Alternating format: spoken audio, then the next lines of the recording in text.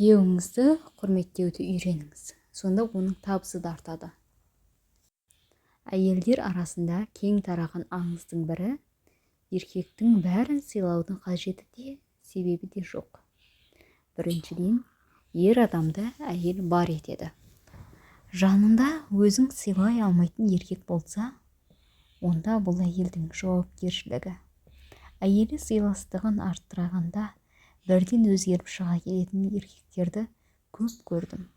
Жанындағы адам сыйлауға лайықсыз дей салу, оны сыйлап үйренуден оңай. Сыйлау оның болмысын қабылдаудан басталмақ. Мен әйел ретінде өз күйеуім қандай болса, сондай етіп қабылдауым қажет. Мұндай сөзді жиі естиміз.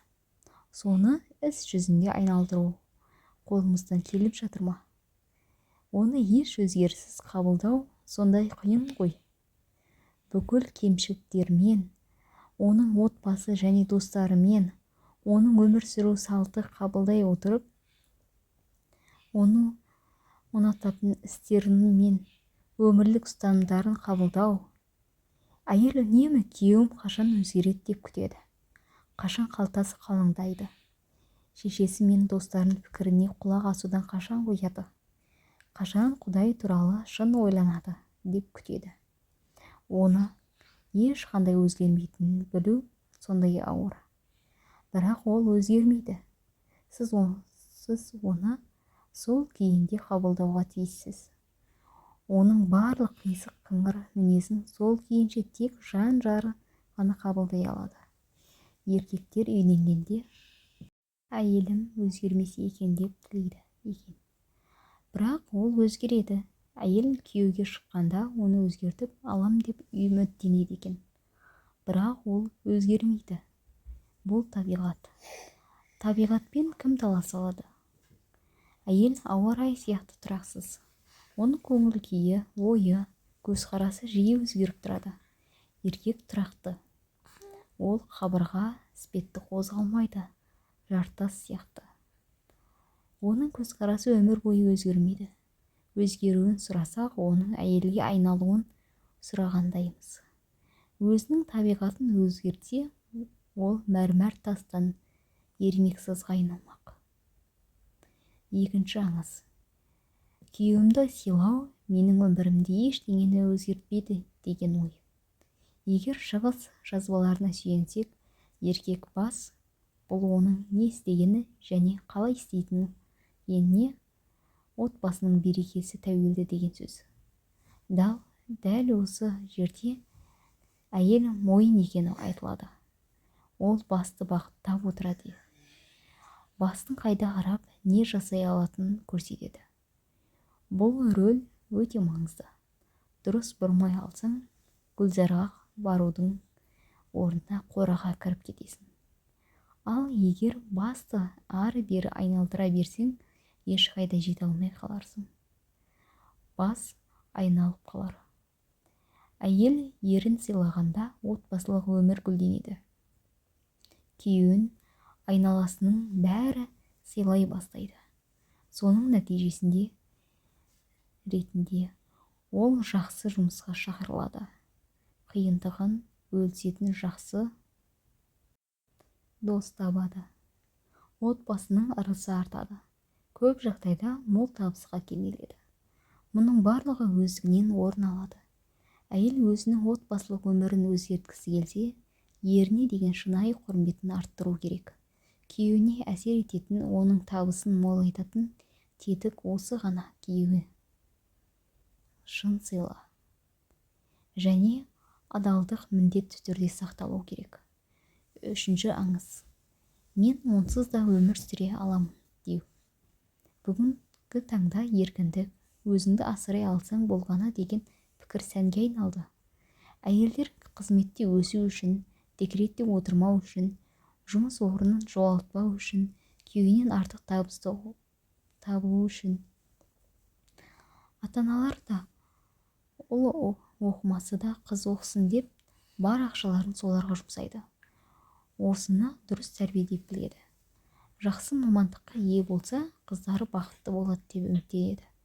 Өзін өзі асырай алады деп көңілі тоқ болады. Бірақ неге шаңырақ шайқалады? Себептері көп.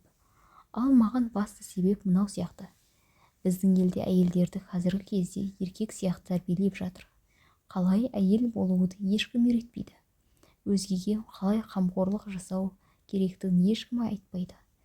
Өз үйіңізде үйлесімдік пен жайлылық орнатуды көрсетпейді. Баланы қалай тәрбиелеу керек екенін үйретпейді. Біздің аналарымыздың мысалы көбіне игілікке бастамайды. Көп аналар баланы бір өзі ғана тәрбиелейді. Қыздар аналарының мықты екенін көріп өседі. Анасының мықты болғаны үшін сыйлайды. Қасында арқа сүйері азаматының болмауы түк емес, анасы онсыз да мықты, онсыз да сыйлы. Осы пікірі іргетас болып қалып кетеді. Ал оның қателігін ешкім де басып айта алмайды. Әйелдер өзгелерге жылы қабақ танытып, тұрмыстағы кикілжіңнен сақтап қорғауға жаралған, әсіресе ерінің жағдайын жасауға міндетті. Тойдырып, киіндіріп, жанын жақсы әңгімемен жайландыру, көйлегін жыртығын жамап беру. Менің анам мені үйдің тірлігіне араластырған емес. Ол тамақ жасауды, киім тігуді, өзіме қарауды үйретпеді. Өзімнің де қызығушылығым болған жоқ. Мұндай нәрселердің аса маңызды қажетті екенін түсінбеппін. Мектепке 2 сағат еңбек сабағы өтетін. Сабақты тамақ пісіру мен киім тігуге үйрету керек еді. Бірақ біз онда көбіне басқа сабақтарды орындайтынбыз. Басқа сабақтарды өмірде керегін есептейтінбіз.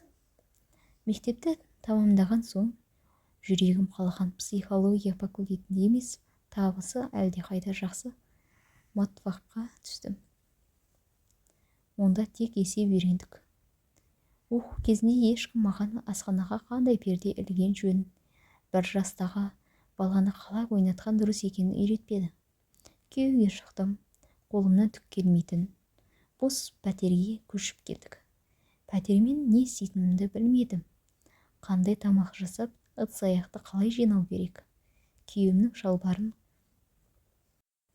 үтіктей алмай, дұрыс перде таңдай алмай қапаландым. Қазір ол кезде түк білмегенді толық түсінемін. Әйел білуге тиістің ештеңе меңгертпеппін. Әлі күнге дейін көбісін үйрене кетпедім. Тамақ жасауға қатты қиналамын. Түйме қадау, жыртықты тігу ебім жоқ. Үй жинағанды тек жек көремін. Гүлге су құюды ылғи ұмытып кетемін. Балаға айтып беремін тақпақтарды санаулы ғана. Ал балаларым 2 болды. Мен әйел болуды күйеуге шыққан соң үйрене бастадым. Тамақ пісіруді, іс тігуді, киім жинауды, ертек айтуды. 30-ға келіп осының бәрін басынан бастап үйренуге қиын соқты. Ал шын мәнінде 5-7 жас үйренуге тиісті дүниелер. Қазіргі отбасыларда әйелді ең басты дүниеге үйретпейді. Әйелді отбасының жүрегі болуға икемдемейді.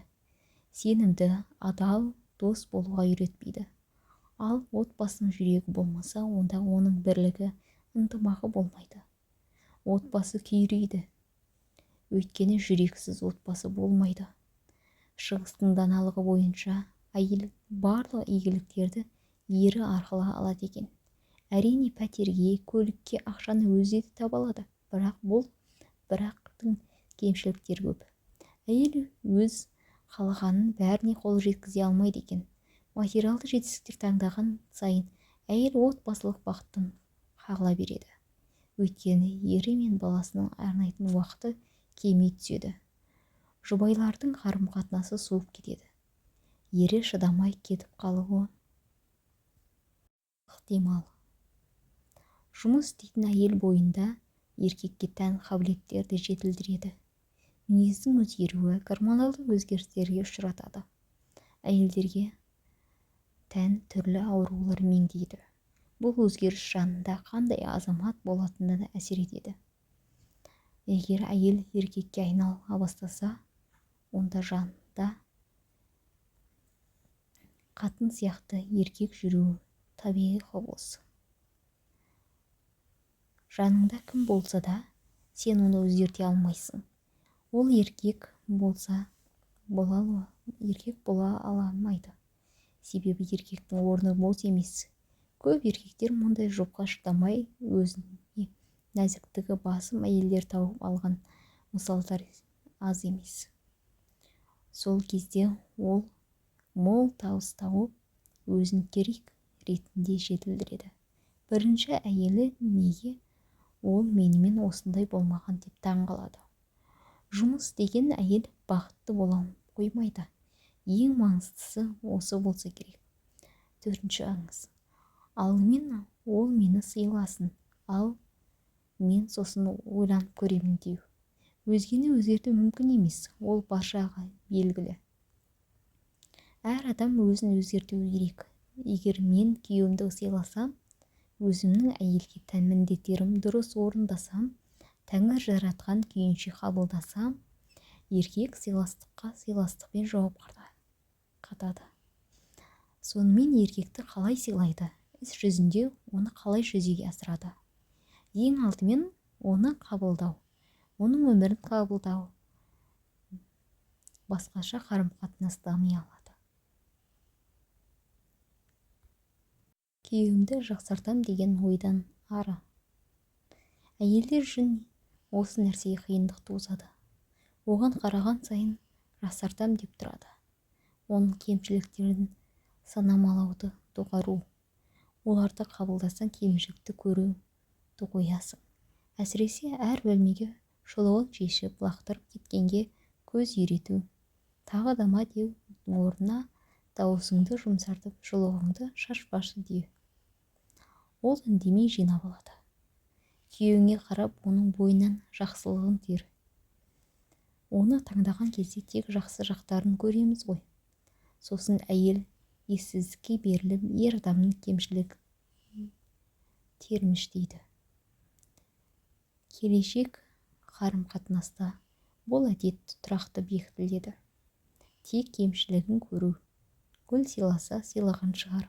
Табысы мол ма? Еркек жұмыс істеу үшін бар емес пе? Мен жұмыс істесем не болмақ? Баланы серуендетті, бірақ өз баласы емес пе? Осылай жалғаса береді. Дұрыстап ойланып көрген адамға осының бәрі құрметке лайықты себептер емес пе? Осындай мықты қасиеттерін бір дәптерге жаза беру керек.